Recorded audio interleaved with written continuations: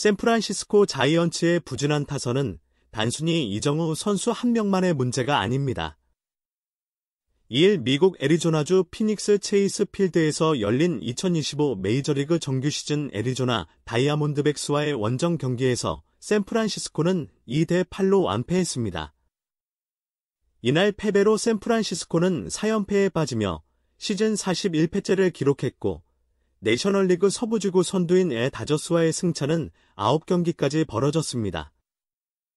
와일드카드 3위 세인트루이스 카디널스와의 격차도 1.5경기 차로 벌어졌습니다.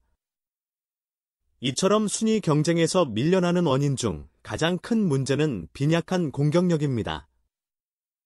샌프란시스코 타선은 이날 경기에서 6안타로 2득점에 그쳤으며 단 하나의 볼넷도 얻지 못하는 등 공격에서의 참을성과 집중력이 눈에 띄게 부족했습니다. 더욱이 상대 선발 투수 잭 갤러는 올 시즌 5승 9패 평균 자책점 5.75를 기록하며 부진한 성적을 보이고 있었음에도 불구하고 샌프란시스코 타선은 그를 상대로 7이닝 10탈3진 2실점, 1자책의 호투를 허용했습니다.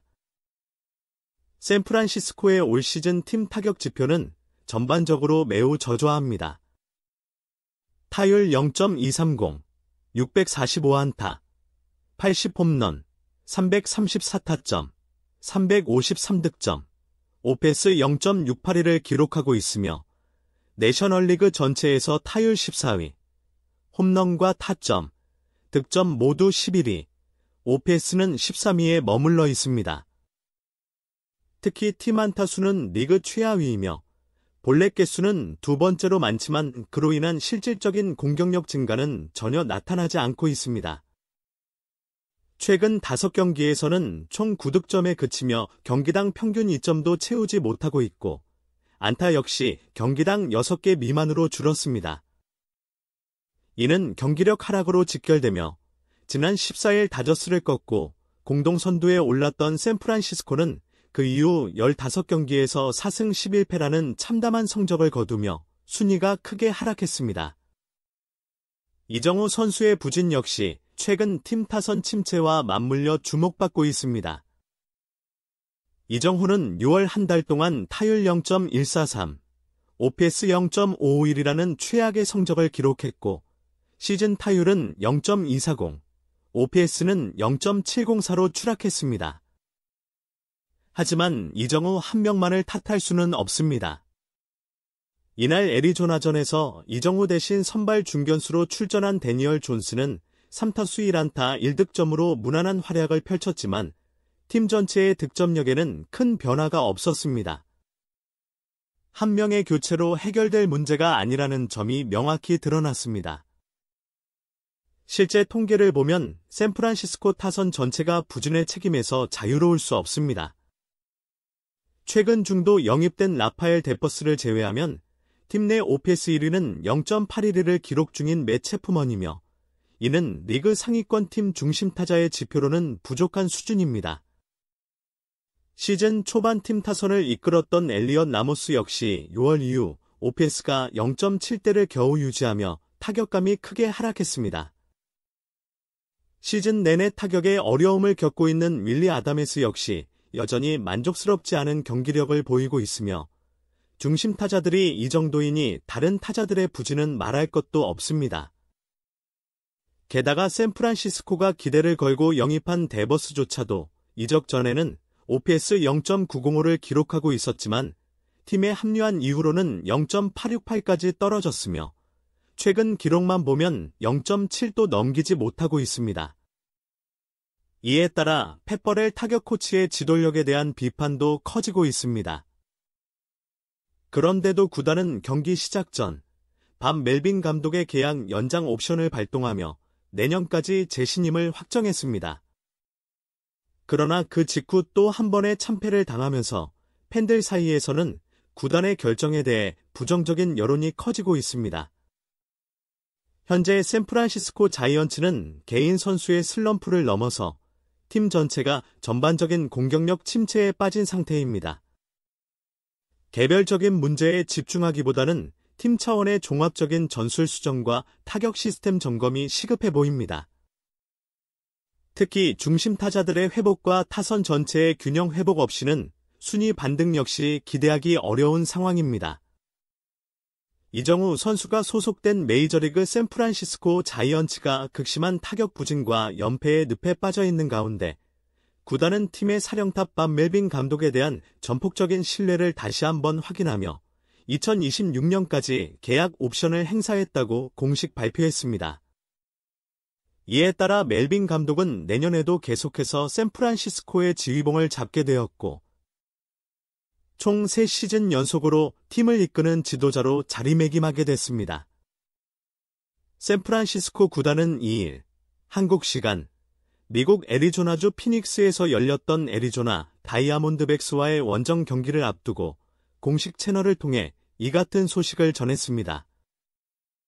구단은 멜빈 감독의 오랜 경력과 탄탄한 리더십, 그리고 선수들과의 깊은 유대 관계를 높이 평가하며 현 시점에서 팀을 이끌 최적의 인물로 지목했습니다. 특히 최근 팀 성적이 하락세를 보이고 있음에도 불구하고 프런트는 멜빈 감독이 보여주는 철학과 선수단 장악력을 믿고 앞으로의 반등 가능성에 기대를 걸고 있습니다.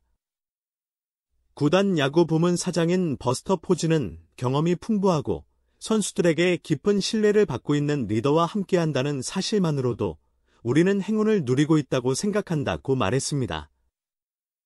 이어 멜빈 감독의 리더십은 단순히 전술적인 부분을 넘어 인간적인 신뢰와 존경 위에 세워져 있다. 우리는 그가 이 팀을 다시 정상 궤도로 끌어올릴 수 있는 최적임자라고 확신한다고 덧붙였습니다.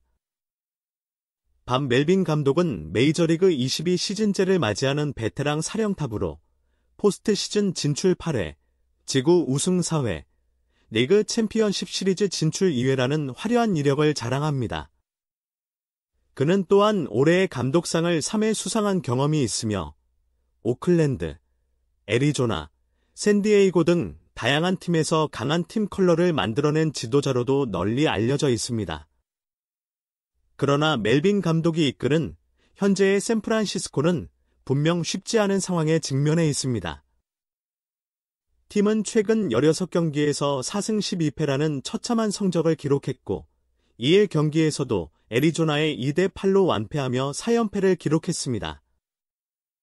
이로써 샌프란시스코는 시즌 45승 41패가 되었으며 내셔널리그 서부지구 선두인 레 다저스 54승 32패와는 9경기 차로 벌어졌습니다. 특히 문제의 핵심은 타선에 있습니다. 최근 5경기에서 팀은 고작 9득점을 기록하는 데 그쳤고 팀 타율 역시 리그 최하위권인 0.230에 머물러 있습니다.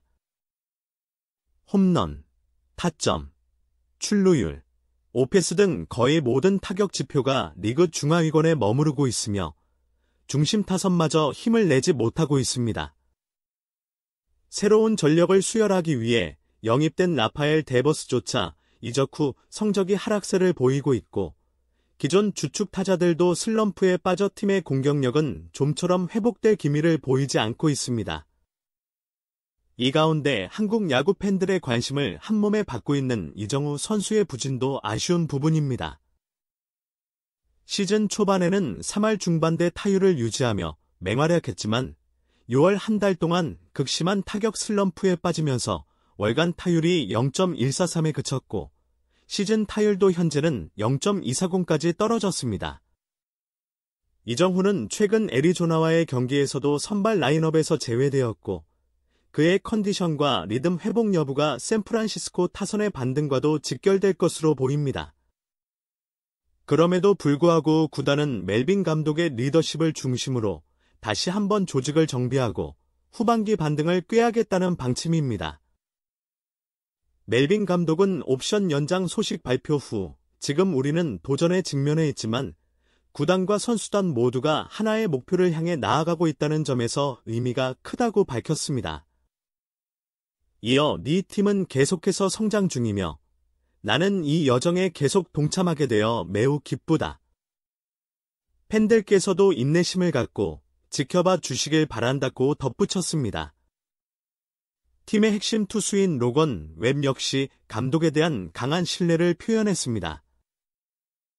그는 지난 2시즌 동안 멜빈 감독과 함께 한 시간은 내 야구 인생에서 가장 소중한 경험 중 하나였다며 이 클럽하우스에 있는 누구도 그를 의심하지 않는다. 우리는 그가 다시 이 팀을 정상으로 올릴 수 있다는 믿음을 갖고 있다고 말했습니다. 샌프란시스코는 현재 위기의 시기를 맞고 있지만 이번 계약 연장을 통해 멜빈 감독에게 확실한 신뢰를 보여주며 리더십 체제를 강화했습니다. 이정후를 비롯한 팀의 주력 선수들이 다시금 본래의 경기력을 되찾고 멜빈 감독이 중심을 잡으며 분위기를 반전시킬 수 있을지 남은 시즌 동안의 행보가 주목됩니다.